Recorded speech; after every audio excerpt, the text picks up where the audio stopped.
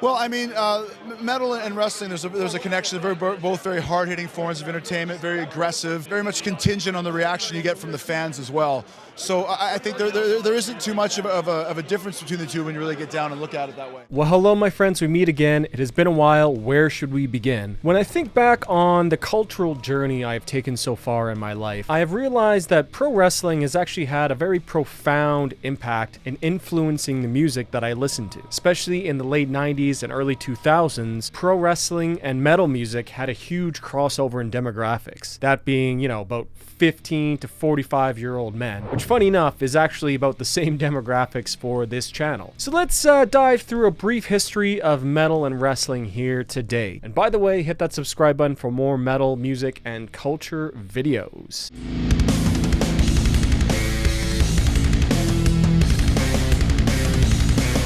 And yes, I'm well aware that wrestling is fake. Do you go live to a play and scream a foul online that Romeo and Juliet didn't actually poison themselves, they didn't actually die on stage? Wrestling is simply physical live theater, and the sooner that you can accept that fact, the faster that you can learn to enjoy the show. Bands like Metallica, Slipknot, and Iron Maiden put on shows that are just as theatrical as a wrestling event. Flames, costumes, smoke machines, mascots. It's all about creating a moment that you'll remember. In wrestling, these moments are the entrances, the promos, and of course, the matches. And if you are watching this video, I'm sure you understand what I'm trying to say here, but for the few of you who might not, I just wanted to clear that out of the way. Anyways, let's continue. Yourself, I have to say, for me personally, introduced me to a lot of metal bands with this organization you used to run called ECW. What kind of influence do you think, what kind of role does metal and wrestling have with each other? I think it's a driving force between the aggressive nature of the industry itself. Music also plays a crucial role in wrestling. Entrance themes set the tone for wrestlers' persona, and it's no surprise that many of the iconic themes come straight from metal. In fact, the first taste of metal and even screened vocals I ever had was the Forcible Entry album by WWE, or back then it was WWF, way back in 2003. I actually traded a kid in my grade 5 class a CD for it. I think it was Billy Talent 1. Anyways, the song that sticks so vividly in my memory is Love, Fury, Passion, Energy, which was performed by Boy Hits Car.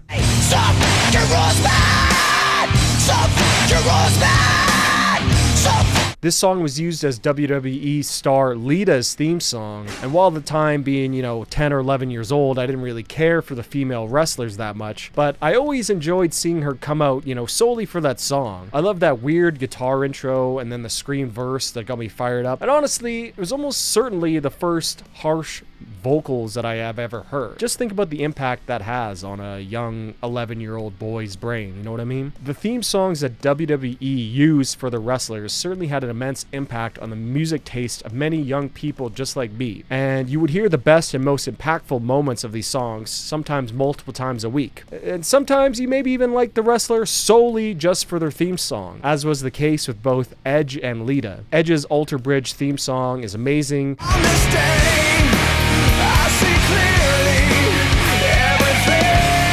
And even at the height of his heel heat and his feud with John Cena, I absolutely just loved watching him come out simply for the song Metalingus. Looking back at Forcible Entry's CD's track list, we have an absolute time capsule of that early 2000s post-grunge / nu metal sound. We had Disturbed doing Stone Cold's theme,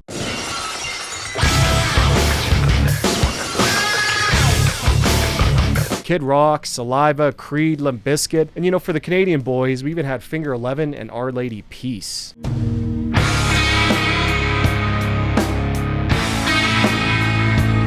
And even going back to before I watched wrestling in the 80s and 90s, you had this intersection of metal and wrestling. And thanks to excellent creators like OSW Review, Wrestling Bios, and Wrestling with Regret, people like me, who maybe never watched this stuff or weren't even alive, were allowed and able to look back on some of the amazing wrestling from back then. And what I happened to notice is that even in the 80s, metal music was part of wrestling, with wrestlers like The Ultimate Warrior,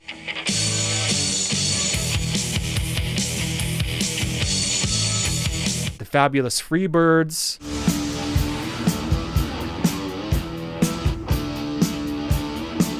the best there was, the best there is, and the best there ever will be, and a true Albertan hero, Bret Hart.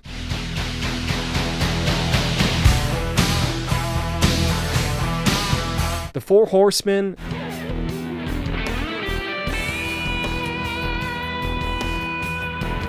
And honestly, you could even argue that Hulk Hogan's Real American theme song was also very influenced by 80s metal. There seemed to be very appealing about using the upbeat and energy-filled music for entrance themes, and the main man we have to thank for a lot of these classic themes is Jim Johnston. He seemed to have gotten the memo right away that metal and wrestling fit like a glove together. And thus, as wrestling promotions moved into the more gritty and darker 1990s, we saw even more wrestlers be given metal theme songs, especially as the NWO and Attitude Era came to be. In addition, as nu metal became more popular, the crossover appeal became massive. It didn't take a genius to realize that many young men who loved the violence and crass nature of late 90s WWF, WCW, and ECW probably also loved metal. Even if you just look in the crowd at a lot of these old videotapes, you see a lot of metal t-shirts in the crowd. You know, Megadeth did a song for Bill Goldberg.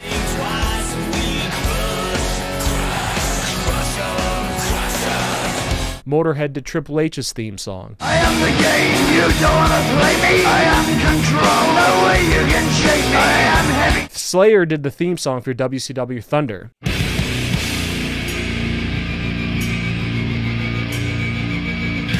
Rob Van Dam used Walk.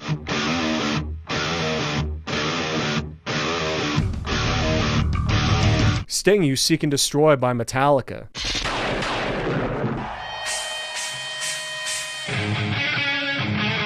You know, of course, the Raw's War theme song was very thrash metal.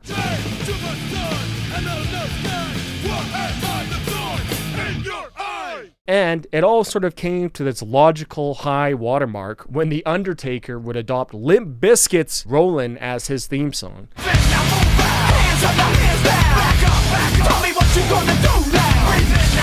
Just imagine that crossover there.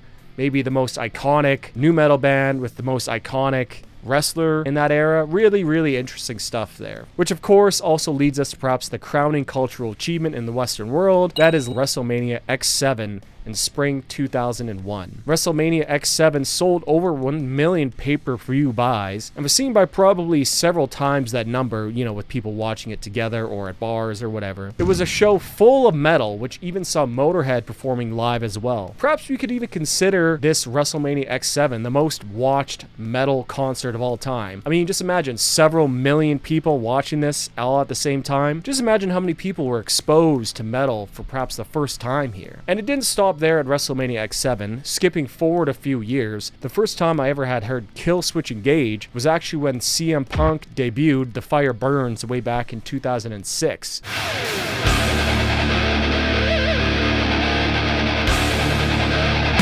I can only just imagine how many young boys like me were introduced to the excellent riffage and vocal acrobatics of the metalcore juggernauts from this fatal decision.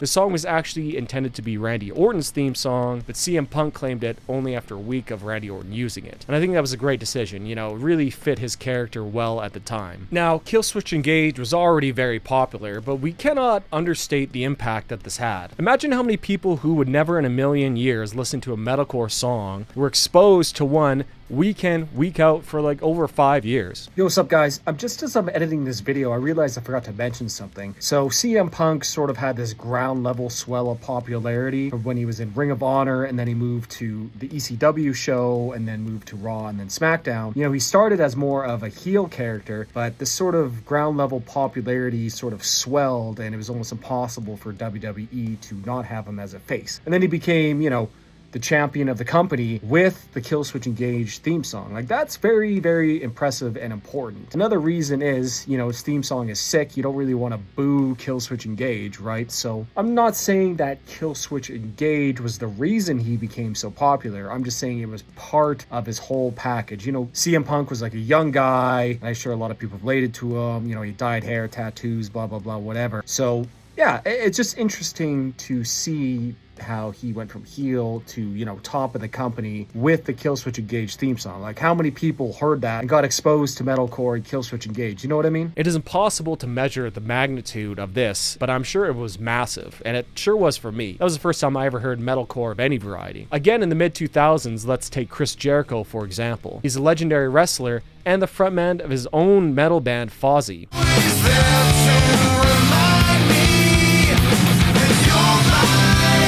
His love for both art forms runs deep, and he's far from the only one. You'll find many metal musicians who grew up watching wrestling, and wrestlers who get pumped up to metal before hitting the ring. And during his first departure from the WWE in the early 2000s, he actually went out and recorded with his band Fozzy one absolutely excellent heavy metal record, which is All That Remains. This is only a test. Which is actually a really, really great album, and I think it stands on its own, even if you don't know who Chris Jericho is. There's some serious bangers on this album, and I highly recommend you go listen to it. I really like a lot of the tracks on this album. It's really, really good. See the broken man torn and twisted in grief, scream into the sky in pain. And it wasn't even just limited to the wrestling itself. The WWE video games at the time were also filled with metal music. Day of Reckoning had all this sort of weird new metal, industrial metal kind of going on.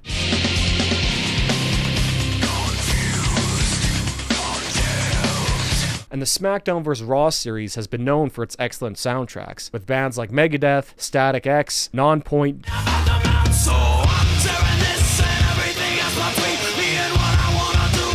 Disturbed, Trivium, and many others which are featured in the game series, which proved to be very popular.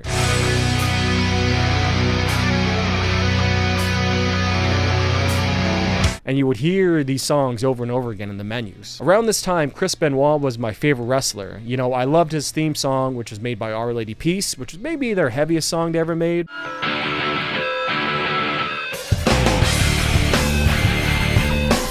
We shared the same first name, and he was billed as being from my hometown of Edmonton, Alberta. However, after the terrible events which transpired in 2007, I lost interest in wrestling for a good while. However, the musical path which has set me down upon has obviously continued. Since then, the WWE have used many metal themes for many of their wrestlers, including some of the more popular stars of this era, including Seth Rollins,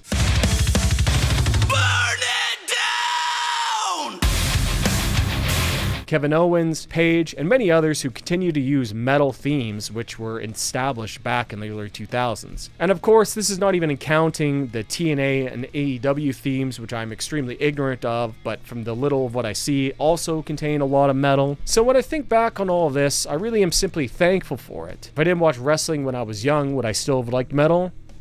You know, maybe, but you know, maybe not. It certainly played a huge impact in forming my early music taste, as I'm sure it has done to countless other young boys and men like me, and you know, even girls. Some girls like wrestling, right?